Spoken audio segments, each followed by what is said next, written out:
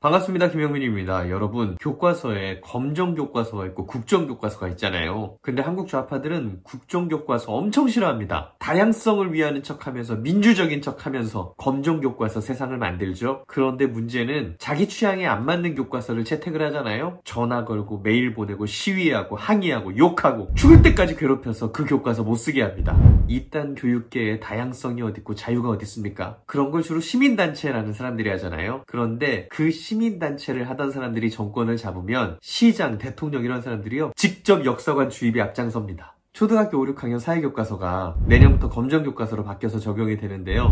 누가 그랬을까요? 문재인 정부가 그랬죠. 3학년에서 6학년 교과서가 국정으로 발행되고 있었는데 국어랑 도덕 빼고 검정으로 전환하기로 결정한 거예요. 문재인 정부가. 그럼 출판사들은 그 취향에 맞게 검정교과서를 마구마구 개발했겠죠. 이번에 검정심사에 합격한 교과서들을 들여다보니까 자유가 온데간데 없습니다. 기존에 있던 자유민주적 기본질서라는 부분이요 11종 중에 2종밖에 없습니다. 그 자유민주적 기본질서 부분도요 문재인 정부가 교과서 바꾸면서 자유민주주의를 민주주의로 바꾸고 그 대신에 헌법조항에 있는 자유민주적 기본질서라는 걸 넣은 거거든요.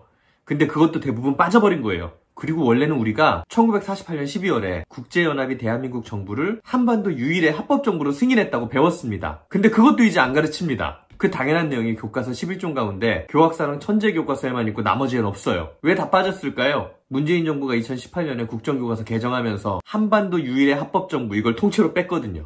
검정교과서들은 그 방향을 이어간 거고요. 그런데 문재인 정부가 여기저기 부지런히 손 안 대놓은 데가 없어가지고 이 방향 그대로 가면 큰일 납니다. 문재인 정부가 어떤 정부입니까? 국정교과서 개정하면서 한강의 기적 빼고 촛불 집회를 넣은 게 문재인 정부입니다. 그래서 이번에도 다수의 교과서들이 한강의 기적을 빼면서 촛불 집회를 넣는 그 길을 갑니다. 연평도 포격 이런 건 나올까요? 연평도 포격은요 11종 중에 지약사 한 군데 나옵니다. 그리고 이번에 2022년 개정 교육과정 시안에는요 남침으로 시작된 6.25 이 대목도 빠집니다. 그 시안은 누가 만들었을까요? 지난해 12월에 꾸려진 연구진들이 만들었겠죠. 문재인 정부 때입니다. 근데 누가 검토했길래 최종 시안이 그 지경일까요? 교육과정심의위원회 위원들이겠죠? 누가 위촉했을까요? 문재인 정부에서 위촉했죠. 정부와 여당은 교과서 바로잡기에 앞장서 주십시오.